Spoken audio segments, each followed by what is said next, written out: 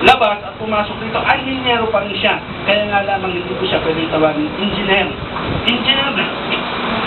Ang tawagin ko sa kasi, brother. Amen po. Okay, kasi mayroon isang versikulo na kailangan niyo pang makita ito. Pakibuksan niyo mabuti ito. Pakibuksan po ninyo sa Revelation chapter 2. Ang iglesia sa Efeso.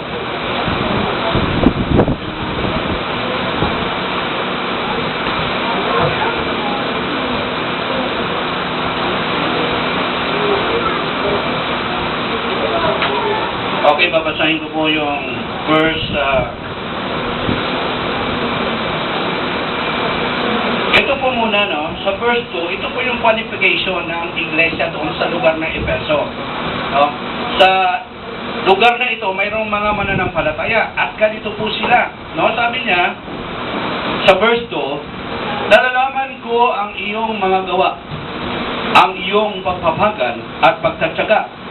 Alam kong hindi ka sumasang-ayon sa masama. Sinubok mo ang mga nagpapanggap na mga apostol at nasumpungan mong sila'y mga hulaan.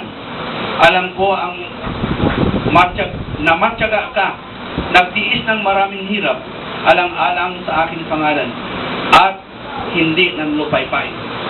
Gusto ko pong makita ninyo na sa time ng Panginoong Jesucristo,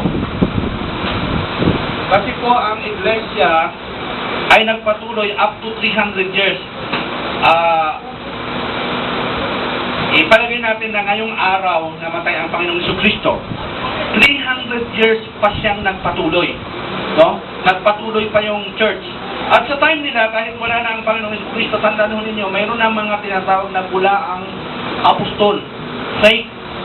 So, kaya nga sabi namin, Panagpinoan, siya po ba ay pastor o impastor? No?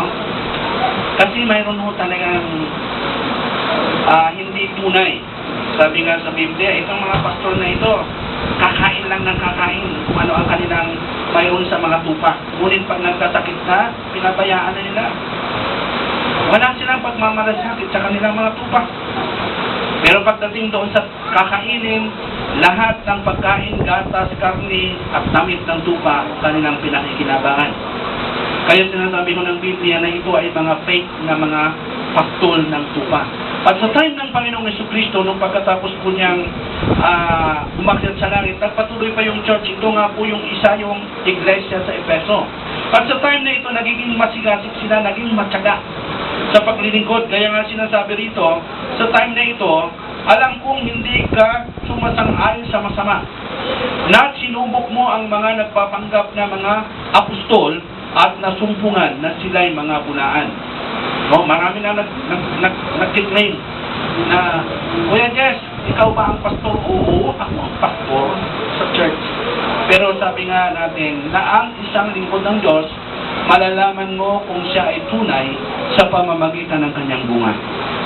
Amen po. Kaya ngayon, mag-ingat po tayo. Hindi lahat ng pwedeng pakinggan natin ay susundin po natin. Kailangan natin malaman talaga kung tama at naayon sa salita ng Diyos. Pagdating po doon sa verse 6, ito po, yung isang bagay na gusto kong ilinawin sa inyong lahat. Ngunit, ito naman ang kapuri-puri sa iyo. Mayroon nung kasi silang pagpagsak, no? Yung bago po yung verse 6, mayroon po silang panghihina bilang mananampalataya sa loob ng church. Pero pagdating sa verse 6, pinuri uli sila ng Panginoon, yung mananampalatayang ito sa Efeso. Ngunit, ito naman ang kapuri-puri sa iyo. Napupuot ka sa mga ginagawa ng mga Nicolaita na kinapupuutan ko rin. Mayroon pong mga gawain ang Nicolaitang sa loob ng church na ayaw po ng Panginoon at sinasabi niya, kinamuhian mo ito. Ayaw ko. Parang ako. Sabi niya doon sa mga iglesia sa Efeso, lahat ng ginagawa ng Nicolaita, kinamuhian mo. Parang ako, ayaw ko. Ayaw ko ng style ng Nicolaita.